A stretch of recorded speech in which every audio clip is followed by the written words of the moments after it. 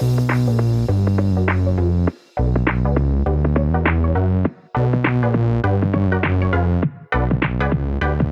welcome everybody to another episode of Chris and Dave's Reality Cast. I'm one of your hosts, Chris Phelps, and my co-host and very good friend is Mr. Dave Horrocks. Hey there, Chris, and hello to our listeners out there. Welcome to Chris and Dave's Reality TV Cast. We are covering The Bachelorette, Season 18, Episode 5. Now, Chris, what do you reckon of this show? Well, this episode, I can't help but feel a slump myself. But you might, inject some enthusiasm into it. I'm going to inject some enthusiasm because it was fucking boring, Dave. An hour and 20 of boring fucking chat. I mean, Michelle takes them back to Minnesota. I know we've talked about this, and I think you'd said that it is a staple, and we got corrected on our Facebook page. But because we know them being in lockdown and they've been within this compound, and that's the only time we've ever covered the Bachelor or Bachelorette series is while they've been in a lockdown scenario on a compound. I didn't know whether this was normal, true to form. They take them somewhere. So Michelle Michelle takes them back to Minnesota, meets her parents, who so loved up, really, really nice people, and then decides to go back to Minnesota. And all the guys are cocksure of themselves. They're like, yeah, I'm going to be going on the date with her. So am I. No, she picks a fucking boyfriend who we all know he's already in a DMs, Joe, and they go on a date around the town that they already live at. Instead of her taking somebody around and telling them different things, historic landmarks, on a bit of a sightseeing tour, she takes someone out who actually lives there or has lived there all his life and maybe moved away. But I believe that every single other contestant, and we're down to 11 at the end of this episode, the other 10 might as well pack the bags, Dave, because I think Joe has got it in the bag. He's really going to have to snatch defeat from the jaws of victory, isn't he, to not end up the one with Michelle at the end of this series. I thought it was a joke. When they were all there, they're all waiting, for Michelle to turn up. She turns up and then she just whisks Joe off. And you can see them all stood there like, what just happened? Like, what is the point me being here? Oh, yeah, it's to get some screen time. The thing is, Chris, she takes him to her old high school, sort of have a bit of a trip down memory lane there, and they have a bit of a one-on-one game in her old gym. And I'm like, but we've seen the one-on-one thing before, you did that. And is it you've just invited him on another group date just because you think it's a bit obvious if you keep inviting him just on a single date, make it too obvious that you're not interested in anyone else? So I thought it was a bit of a joke, to be honest. But Joe, he did step up to the mark, didn't he? Because he had a good old sob story in his back pocket, just like he's supposed to have. Of course, yeah. And look, I'm not a professional sportsman.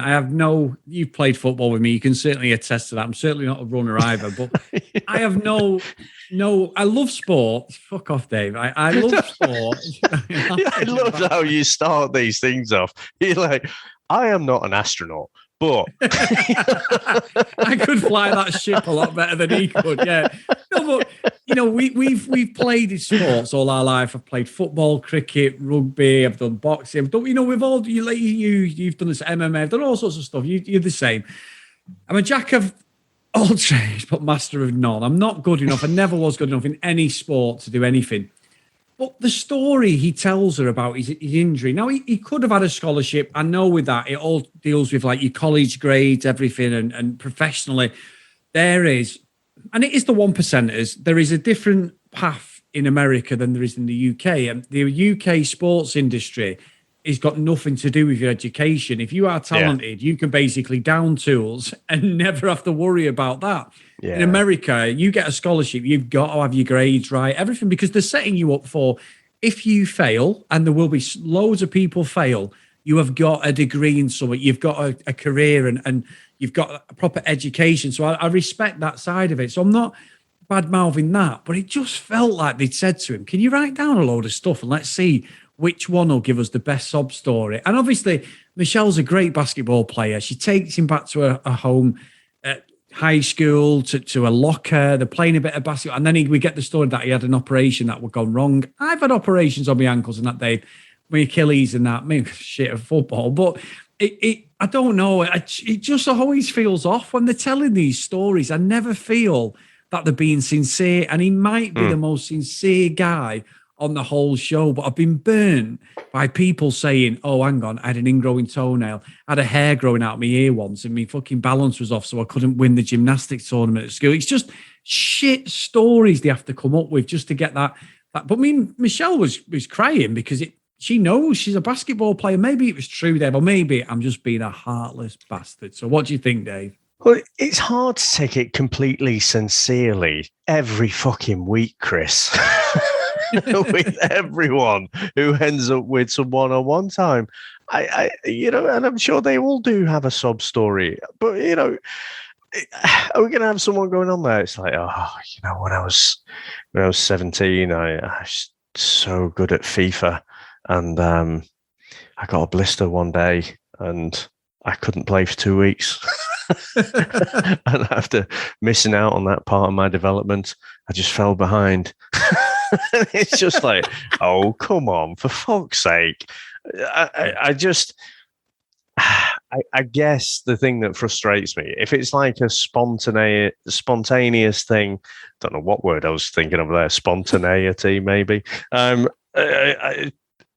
then okay, I would absolutely be bought into it. And I think the problem is, like yourself, because you're a human being, when we've seen this the first few times, you're like, oh my God, that's terrible. But it's like, oh, right, they do this every fucking time. It's like a prerequisite to get onto the show. You need one of these bad boys, or else you're not going to get some one-on-one time so you can spill the beans. I'm so done with it, Chris. I know. And the thing is, it's a 2-hour show, and I'm still calling them out, Dave. The Bachelor Australia's just started on E4 in the UK, and me and Sam have got it recorded, and we're going to probably side watch it, probably while we watch the Australian Love Island. It's an hour long, Dave, an hour long, which means really it's 45 minutes. Exactly. Why is this show on so long? I say it every episode. An hour and 20 of utter shit. These fucking guys are a bunch of bellends. They're all there. They are bellends. Utter fucking shit. How they're so invested in Michelle. She's the only girl. They've got this tunnel vision. Bull fucking shit. I could really see myself falling in love with her. Yeah. She's the type of girl who I can spend the rest of my life with. Like you would say with every girl you've just met. Of course you would say that. Fuck off. I think what I've got, I'm just at the end of my fucking tether with these guys, is the falseness. It's the chat.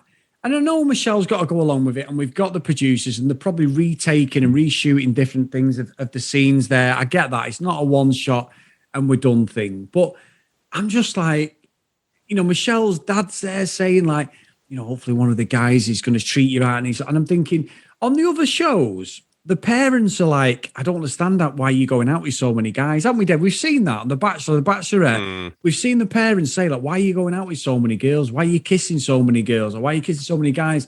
Because they're not media trained. I'm not saying Michelle's family, because I don't think they are, but it seems like they're a bit more in tune with what their daughter's trying to do with this career.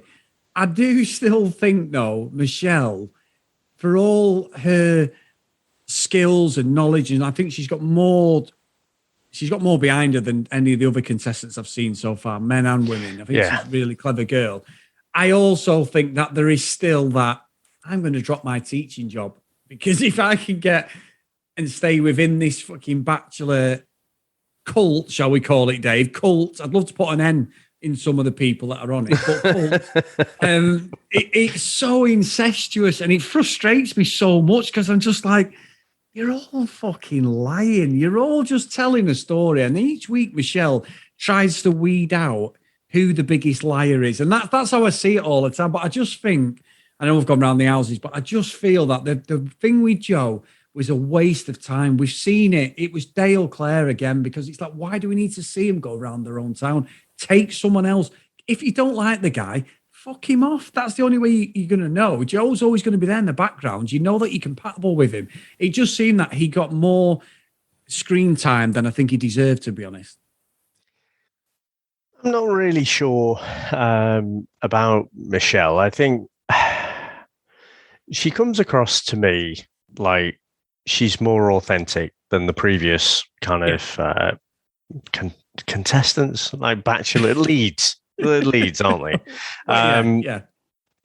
And I think it might be a bit of a a done deal that she's going to end up with Joe. I think it might be, but I suppose even in the way that that's handled, she knows what the show is, so she is going to play along and see the show through. Whereas someone like Claire, she's just like, oh God, I want to rip this guy's clothes off. I can't be arsed with this show anymore. So I appreciate if it is a done deal that she's continuing to go through the process. But I think it's the guys who wind me up on this more so. Like you say, it's hard to see any of these now and really think that their intentions are genuine, like at all. They just all seem to be, loving the smell of their own farts. And they just want a bit of screen time. They're saying all the cliches, all the Bachelor cliches. You could probably fit it on an A4 sheet of paper, couldn't you? All of the cliches that you need to roll out. I could see myself falling for you, and all this kind of nonsense. And I just don't think not hardly any of them, but I think there's a big portion of them who just aren't really interested in Michelle, and they're just trying to monotonously troll out the same things, the same words, and it just all feels so formulaic and utter nonsense. I don't know, but Chris, before we continue to stick the boot in again, I mean, what did you reckon of the whole Minnesota Vikings stadium visit? Well, like you said about putting the boot in, I'm trying to think of a positive, so I don't put the boot in. It was shit. It was shit. I mean, they had to eat like herrings, Viking food, all this head hash stuff. It was, and then we went down the route of the arm wrestling. Now, Chris S has got a lot of stick because of what he did last week. Again, he was the bad guy, but for once, the bad guy didn't get kicked off. With this, what I found is this Clayton guy, who's, he's a big dude. He's about 6'3", 6'4", big muscle. Well, most of them are. They all look great, tops off, Dave. Fucking hell, if only we look like that, you know what I mean? I'm not trying to put words in your mouth, but I'm like, God, Clayton is a specimen. There's some great looking guys in that. But I was just like, he come from nowhere, but it was so fucking cheesy. He's like, and I'm like, oh, mate, you look like a complete fucking bellend. Absolute dick. And then he's saying to Michelle, so obviously he wins the whole thing and gets the one-on-one. And he's like, yeah, well, I've been trying to open up to you. Again, let's get the fucking bingo out, Dave. Tick. I can see myself all of it. Tick. And the thing is, I've had trauma in my life.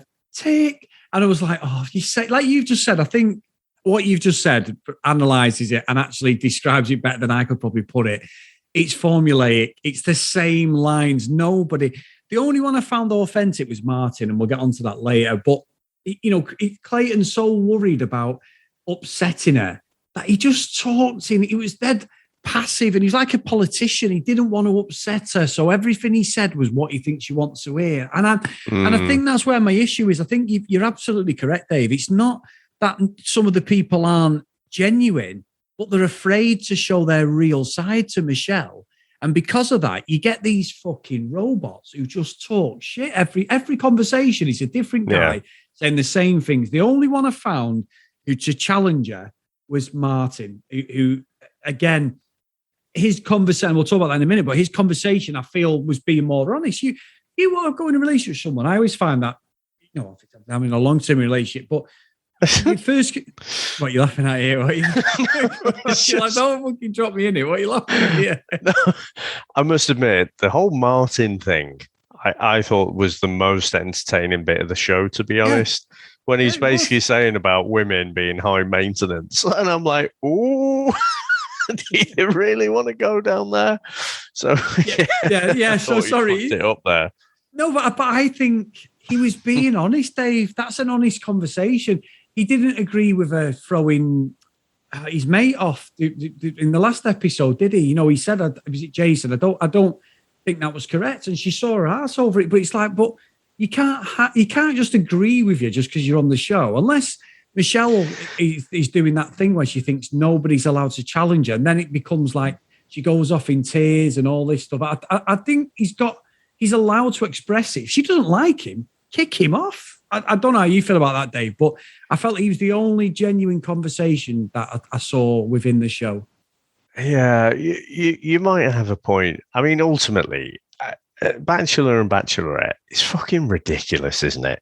Because you've got this one person, either a male or a female, and everyone else is clambering to end up with that person. And so, are you ever going to have a really true and honest conversation when there's only one outcome? You're either going to stay with this person or you're going to get booted off the show.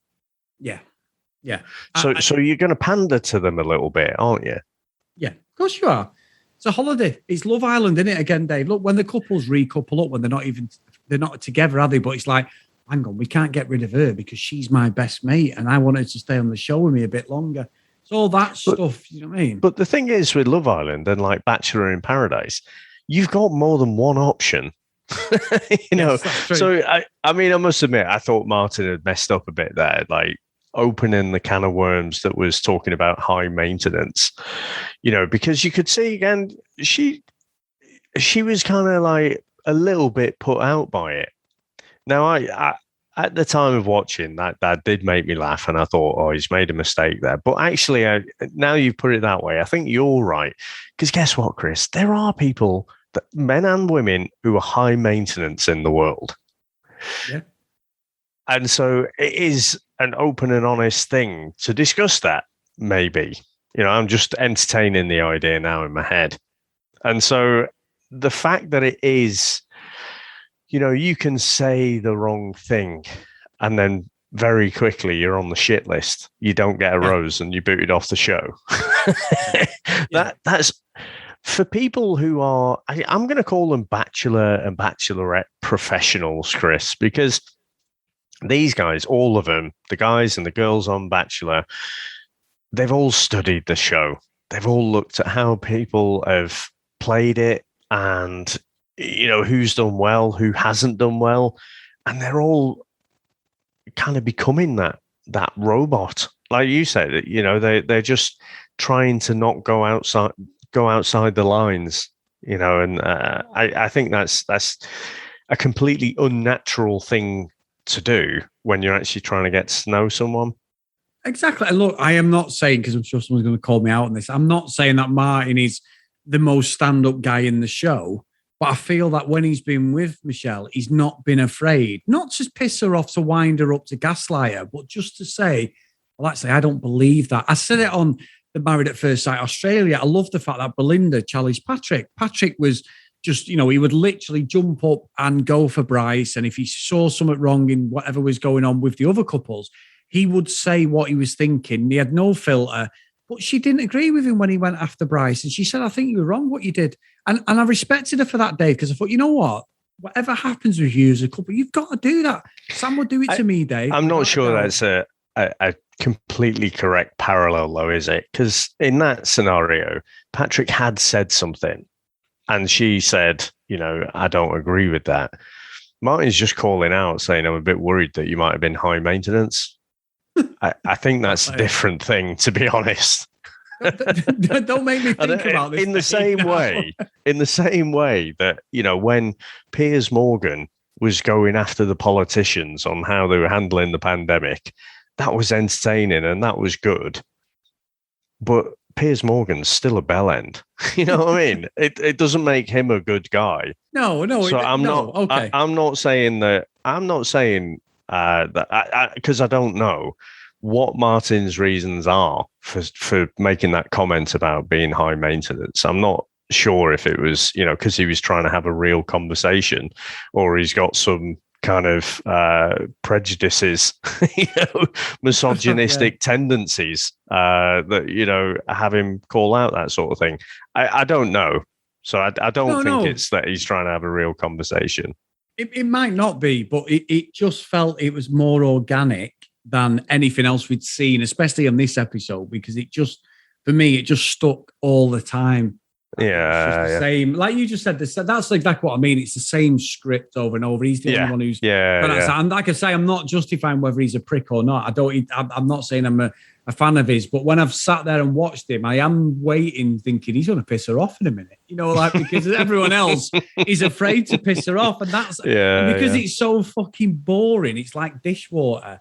This really was the only entertaining bit, and I know she takes Nate on a date. And Nate and her have got a great chemistry, like she has with Joe. They're really good. And she's been with Nate a few times. He meets her friends and all that.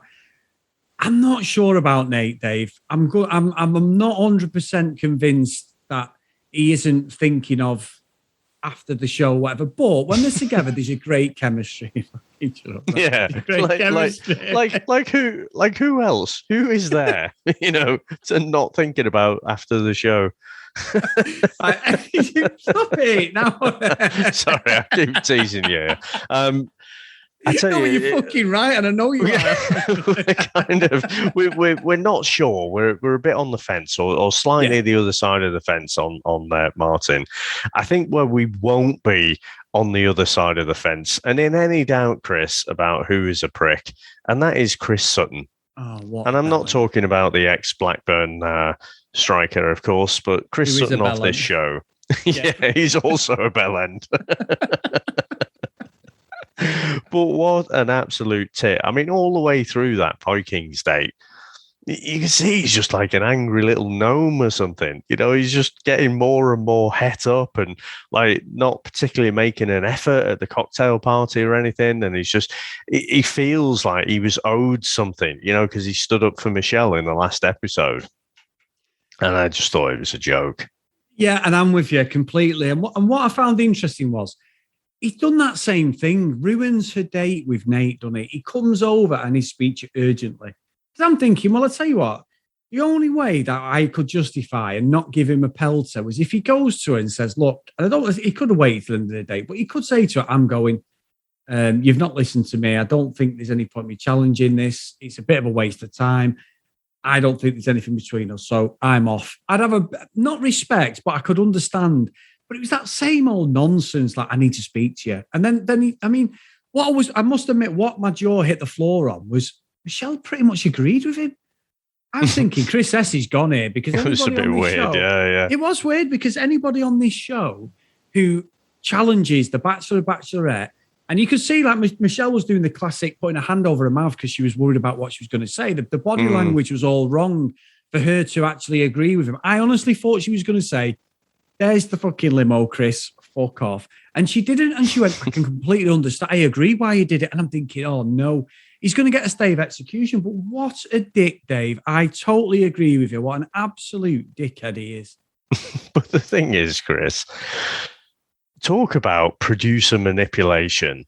They're halfway across the city. It's not like, when they were all in lockdown and they're in the same resort, you can see they're just going to walk and you can kind of think, okay, well, I guess if, each person has their own little camera crew following them around, it's a stretch, isn't it? But you could kind of half believe it. Whereas this guy's got to jump in a cab. He's got to know where he's fucking going for a start. And so he just turns up at this place. And it's just like, now, how would you find that unless the producers have been egging you on and like telling you to go there? You know what? Amazing, because I didn't even think of that. I thought they were in the house. You've absolutely blew my mind now. Oh, that's it. He's in. I thought that was the most obvious bit of manipulation because if they were all there, it would have been like in the same resort as they have been in lockdown. But no, it was the fact that he went there. thinks he's fucking owed something. And I thought it was brilliant when she booted him off, to be honest. Yeah, Dave, you know what? You've absolutely got me.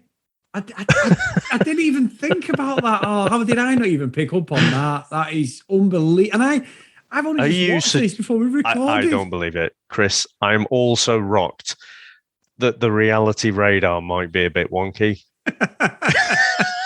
I've been slated this week for my radar already, haven't I? Oh, what was it? There was someone said something the other day about the reality radar. And I was just, hold on. Was that one with Dr. Finger? I was saying, yeah. Chris, so spoilers, if anyone doesn't know, but Bachelorette Tayshia Adams and fiance, apparently. I didn't even know they were fiance. When I saw an interview with them, they just said they were dating. But Zach Clark are on a break after a year, and they're taking time apart, Chris. And wow. Did she write 12 pages back to front like Ross did? Like Rachel did, sorry, to Ross. And so here we go. It was Jen who was saying, was this on Chris Phelps's reality radar? And I just imagined Dr. Evil saying that. So yeah. But anyway, so yes, absolutely, that was total producer manipulation. I don't know what Chris was expecting there. You know, was he expecting Michelle would just go, oh, you know what? You're right. Nate, pack your bags. Fuck off. What a guy. Yeah. No, so I don't know. Anything else from this episode, Chris? No, nothing. I mean, we got obviously, like I say, Chris did eventually go, like I say, even though she agreed with him. We got the rose ceremony. I nearly tried to film it on my phone, Dave. This is the last rose. I mean, Tayshia and what's she called, Caitlin came up, both dressed in white, both looking really nice. And just as the WhatsApp, I'm like, what is the point of you two in this ceremony? It's just nonsense. But it is like, I bet it's like taking a penalty in the World Cup final, Chris. The pressure's on. Like you built up your whole career for this moment, and you put the ball down, you're ready, and it's the final rose. And mind you, I'm assuming it's one take there. Probably isn't, is it? No, it's not again. And the thing is, she kicked off. There was Rick, Alu, Brandon, and Rodney. They went, and Casey and Leroy as well. So, Casey and Leroy are the ones who left. So they've both gone. I didn't even see these two really on the camera anyway. So they were sort of in the background doing some of the dates. We didn't really have a lot of dialogue with Michelle, really. So that's fine. But we get the VT for next week's episode, and it's like Michelle's feeling she's crying there, Dave, on her own. Looks like she's got some fucking onions underneath her as she's forcing them tears out as she's by the beach. Whatever's gone on has gone on. We need a bad guy. We need somebody to step up now. I know I say every episode there's someone. Chris S was this week's Bell End of the Week. We need another Bell End of the Week. I think that's what we're going to have to keep calling that. That's the new... We've got the reality Bell End radar, of the Week. Yeah, the Bell End of the Week, without a doubt. That's who we've got. Because it's the same fucking script over and over again, innit? So, I don't know. I mean, we're at episode 6. We're halfway through the season. And it's not... I mean, it's not setting the world on fire. I know I said at the time, but... Claire and Tayshia's season was probably the best one just for the drama and the ridiculousness of it, because Claire was probably one of the best contestants. Bit like Beck on Married at First Sight, Australian Bryce. You have to have these people because otherwise it's boring. And I think with Michelle, she's so nice. And that's not a bad thing in a real world situation. You would love that the person you spend the rest of your life with is lovely and a nice person and has great ethics and morals and everything. Fantastic, but for a TV show, it's fucking boring, Dave. It's a slog, isn't it? And, you know, we just keep pouring lemon juice in our eyes, don't we? It's just like a new season comes up and we've had enough time and distance since the last one. It's like, oh, yeah, we'll give this another go. How bad can it be? It's like one episode a week, but my God, it's a slog. Absolute slog. And that's the thing. We've just watched Maths Australia, where you've got fucking that Sam calling Bryce Gonzo fried rice and all this being really offensive to him and proper slating Bryce and everything about his nose beaky, you know. And I can laugh at that having a schnoz of my own. And then you've got these who are afraid to say anything. You know, it really is. We have probably started reviewing this at the wrong time because we've had such a high with. This is like when we used to have the gigs in the band, Dave. We'd have a gig on a Friday where it would be like, you know, hundreds of people, a couple hundred people, 100 people in a pub going crazy on the tables, buying you drinks, having a great night. You'd come out of it fucking on top of the world. And you go the next night to a pub with 3 people in it and you're like, what the fuck are we doing? Even though it was like a paid rehearsal and it was probably an easier gig because you could just do whatever you wanted and nobody was going to pull you up. They were always the worst. This is what this is like. It's like we've gone from that high to a fucking low, you know, straight away. And I don't mean to be, because I know these people who love this, who listen to the show, but you know us both, we just critique it. We have to, because I just find it ridiculous. The more I'm not sure. Does it qualify as a critique if you just shit on it each week? A roast? Is it a roast? It is a roast, isn't it? The roast of the Bachelorette. I mean, I'd love, you know, if anyone can write in what are we missing? What is it that we're missing? And like I say, we do this to ourselves, don't we? Why do we do it? I mean, it's good to have a laugh at these nonsense people and this fake show, overly produced show. But I must admit, while I'm watching it, I'm not enjoying it. I've got to say. I'm not. I'm just thinking of you. Thinking, I'd love to. That sounds so wrong. I'm thinking of you. Well, I'm going to be tighty whitey, Dave, but no, I'm thinking of you. This is getting worse. The first bit was bad enough. Then it got worse. I don't want to hear a third one. Can we move on? Sponsored by Andrex. No, I'm not. Oh, he did it. He did it. No, what I mean is, I'm just thinking of this point we're at now. This is the fun bit. Me and you together. Talking about our, you know, reality TV. This is what I love. 2 friends just talking utter shit. That's what I love. It's like you get through the pain to get to the good bit, Dave. So it's like opening a chocolate bar. The wrapper's the fucking pain, but once you open it, Dave, it's like heaven. You know, it's a terrible analogy, but there you go. Anyway, this took a really bad turn very quickly. But anyway, if you want to follow us on social media, guys, at CD Reality Cast, I say it every week, but if you want to email us, cdrealitycast@gmail.com. And if you do want to support the show a little bit more, and if you are a Bachelor fan, I don't know whether you will, but you might. Like you're probably not listening anymore. Yeah, you're probably not listening. Patreon.com/CD Reality Cast. Big thank you to all our patrons, past and present. We love the fact that you've supported us over the last couple of years. It's so nice of you all.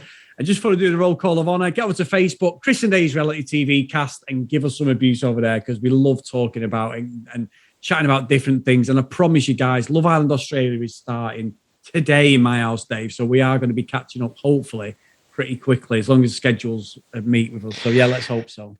Yeah, I'm going to try. I reckon I can get about 4 episodes in this weekend. Me too.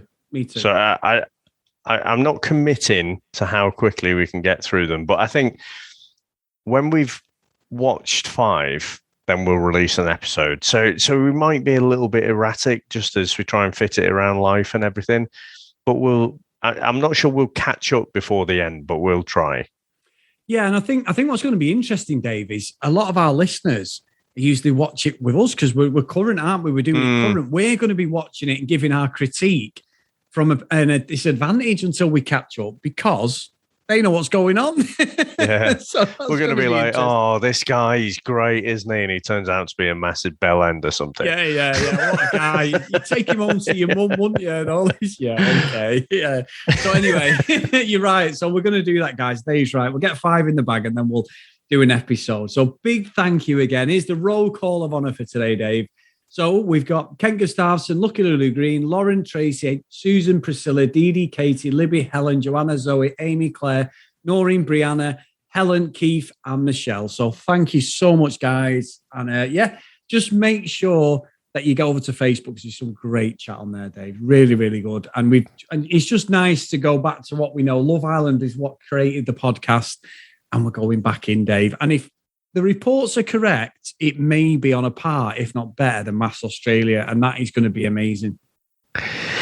That is a tall order, isn't it? But lots of people are making some positive noises about this season. And, within our circle, I'm thinking it must be a shit show. We're not going to hear all these positive noises if love is in the air, are we? Are we for? Tension in the air. That's what we like.